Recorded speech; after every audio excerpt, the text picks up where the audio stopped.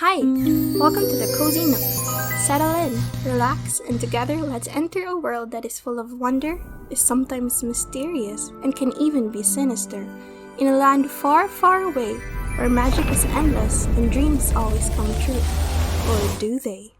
I'm your narrator, and today I'm going to be telling you 3 tales of magic, love, and adventure from the book 50 Princess Stories. Tale number 1, How the Princess Was Beaten in a Race, by Horace E. Scudder. There was once a king who had a daughter, and this daughter was very fair. Every prince in all the countries around wished to marry her. Now the princess was a very swift runner, and she ran so fast that no one could overtake her. The king was in no hurry for his daughter to marry, so he announced to the kingdom that no one should have her for a wife who could not beat her in a running race. Anyone, prince or peasant, might try their luck. The first man who beat her in a race should marry her, but whoever raced and did not win must have his head cut off. At first, there were many who tried, for a great many princes were in love with the princess. Even men who were not princes thought they might outrun her and become as good as princess.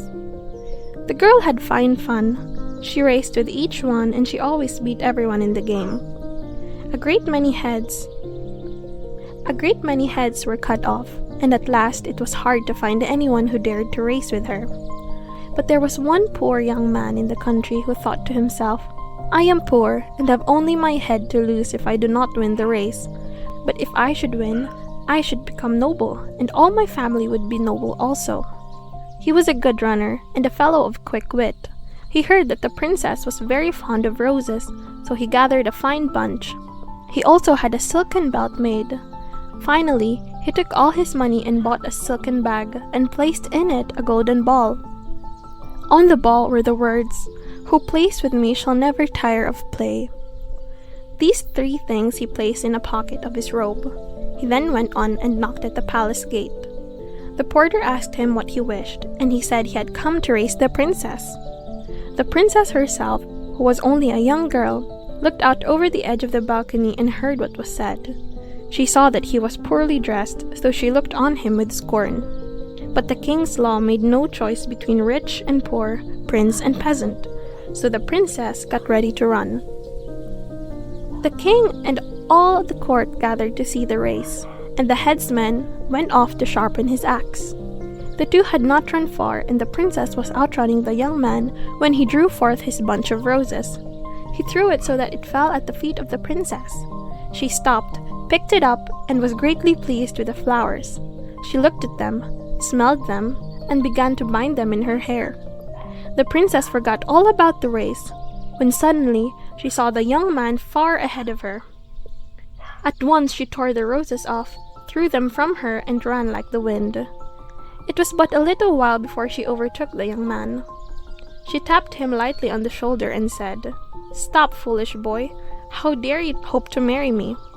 But as she sped past him, he threw before her the silken belt. Again she stopped and stooped to look at it. It was a beautiful belt, and she clasped it about her waist. As she was buckling it, she saw the young man nearing the finish line. "Wretch!" she cried and burst into tears. Then she flung the girdle away and bounded forwards. Once more she caught up with him. She seized him by the arm. "You shall not marry me," she said angrily, and sprang past him. The princess was near the finish line, but the young man now let the silken bag fall at her feet. The ball of gold glittered in it, and the princess was curious to see what the plaything was. She paused for just a moment and raised the bag from the ground and took out the ball. It had words on it, and she stood still to read them. "Who plays with me shall never tire of play." "I should like to see if that is true," said the princess, and she began to play with the ball. She tossed it in the air over and over, and no one can say if she would have tired, for suddenly she heard a great shout. The young man had reached the winning post first, and his head was safe. He married the princess, and all his family were made noble, as he wished. The end. Tale number 2, The Unseen Bridegroom, by Joseph Jacobs. Once upon a time, there was a king and queen with 3 beautiful daughters. The most beautiful was the youngest. Her name was Anima. One day, all three sisters were playing with the meadows, and Anima saw a bush with lovely flowers. As she pulled it up to plant in her own garden, she plucked at the root, which gave way. Anima saw beneath it a stairway going down into the earth. Being a brave girl, she crept down the stairs for a long, long way until at last she came out into the open air. Not far away in front of her, she saw a magnificent palace. Anima ran towards it, and when she came to the magnificent gates, they opened without anybody being there. Anima went in and found it marvelously decorated. She came to a room with cozy couches, so she sat down. Immediately, a table appeared before her, with fruits and cakes and cool drinks upon it. So Anima took as much as she needed, fell asleep, and did not awake until it was getting dark. She cried out, "Oh, I must go back to my father and mother. How shall I go? How shall I go?" Then the soft voice of a young man spoke out and said, "Stay with me and be my bride, and you shall have all your heart desires." But Anima cried out, "Let me see you." The voice replied, "That is forbidden. You must never look on my face, for my mother, the queen, has forbidden me to marry and laid a spell on me." So sweet and gentle was his voice that Anima agreed to marry him, and they lived happily together, though he never came near her till all was dark, so that she could not see him. But after a time, Anima became curious as to what manner of man her husband might be. The next night, when her husband came to Anima again, she waited until he was asleep. Then she lit the candle and looked at him. She was delighted to find out that he was a most handsome man. But as she was looking at him, 3 drops of wax fell upon his cheek. Then he woke up and knew that she had broken her promise. "Oh, Anima," he said, "why have you done this? We must part until you can persuade my mother to break the spell." With that came a rumbling of thunder, and the flame of Anima's candle went out. The palace disappeared, and she found herself on a bleak, bleak moor. She walked till she came to a house where an old woman greeted her and gave her something to eat and drink. Anima explained what had happened to her, and the old woman said, "I see, you have married my sister's son, and I fear she'll never forgive you. She'll give him up to you if you do all that she asks. Take this twig. If she asks what I think she will ask, strike it on the ground 3 times, and help will come." So Anima set out to find the queen. After a while she came to the palace of the queen, the mother of her invisible palace, and when she came into her presence, she demanded to see him. "What?" cried the queen. "How dare you marry my son?" "It was his choice," said Anima, "and I am now his wife. Surely you will let me see him again." "Well," said the queen, "first you must go into a barn where my stewards have poured together wheat, oats, and rice into one great heap. If by nightfall you can separate them into 3 heaps, perhaps, just perhaps, I may grant your request." So Anima was led to the queen's great barn and left alone. Then she thought of the twig that the queen's sister had given her and struck it upon the ground. Immediately, thousands of ants appeared and began to separate the heap of grain, taking the wheat to one corner, the oats to another, and the grains of rice to a third. By nightfall, all the grain had been separated, and when the queen came to let Anima out, she found the task had been completed. "You had help," she cried. "We'll see tomorrow if you can do something all by yourself." The next day, the queen summoned Anima, gave her a letter, and said, "Take this to the queen of the underworld, and bring back what she will give you safely, and then I may let you see my son." "How can I find her?" asked Anima. "That you must find for yourself," the queen said, and left her. Poor Anima did not know which way to go, but as she walked along, the voice of someone invisible to her said softly, "Nearby, between 2 steep hills, is a deep valley. Go down the valley until you come to a deep river, and there you will see an old man ferrying people across the river. Put a coin between your teeth and let him take it from you, and he will carry you across, but speak not to him. Then on the other side you will come to a dark cave, and at the entrance is a savage dog. Give it a loaf of bread, and it will let you pass. You will soon come to the queen of the underworld. Take what she gives you, but beware, do not eat or drink anything while you are there."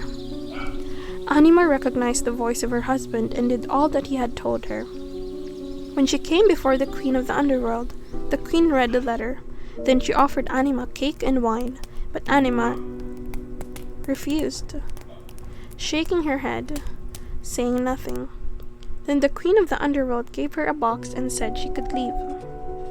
Anima went back past the great dog and crossed the dark river. When she reached the castle again, she presented the box to the queen, who opened it and took out a wedding. Helped you. Someone has helped you, but I cannot break my word.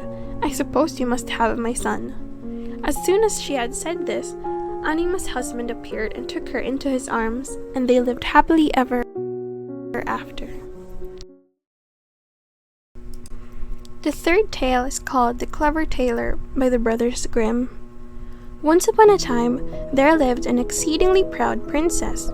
If anyone came for her hand in marriage, she would give him some riddle or puzzle, and if he failed to answer it, he had to leave the town forever. She spoke out publicly that all newcomers were welcome to try their skill, and that whoever could solve her riddle should be her husband.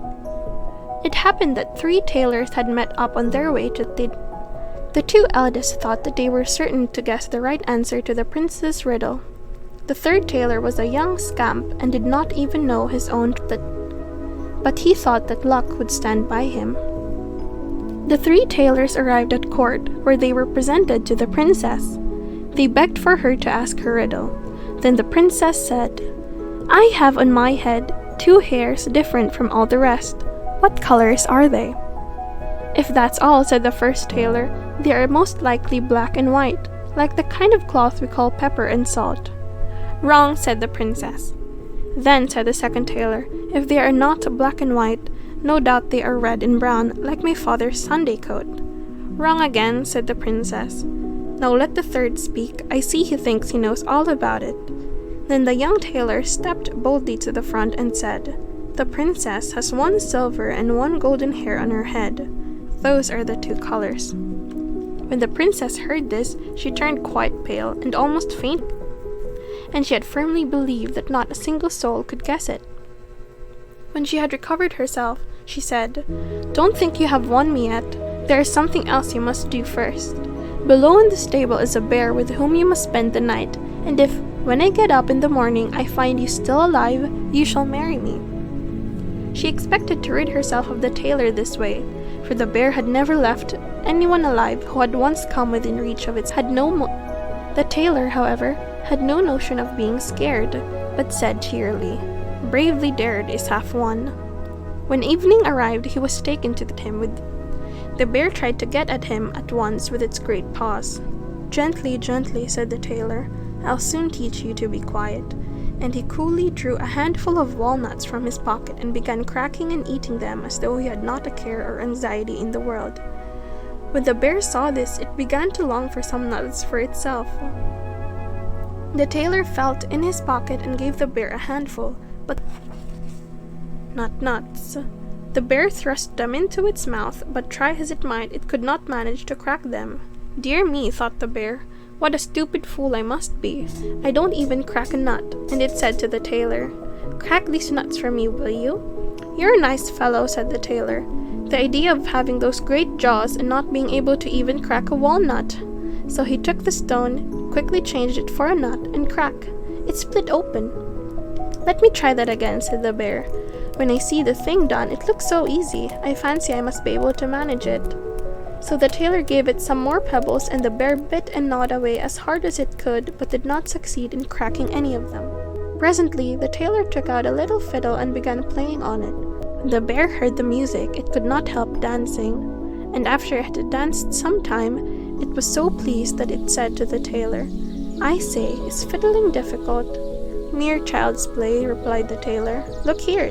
You press the strings with the fingers of the left hand, and with the right you draw the bow across them, up and down, tra-la-la-la, up and down." "Oh," cried the bear, "I do wish I could play like that. Then I could dance whenever I liked. What do you think? Would you give me some lessons?" "Of course," said the tailor, "but just let me look at your paws. Dear me, your nails are terribly long. I must really cut them first."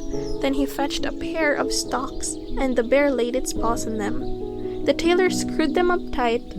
"Now just wait whilst I fetch my scissors," said the tailor, and left the bear growling away, whilst he lay down in a corner and fell fast asleep.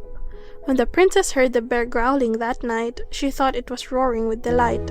She arose, feeling carefree, but when she looked across towards the stables, there stood the tailor in front of the door, looking as fresh and lively as a fish in the water.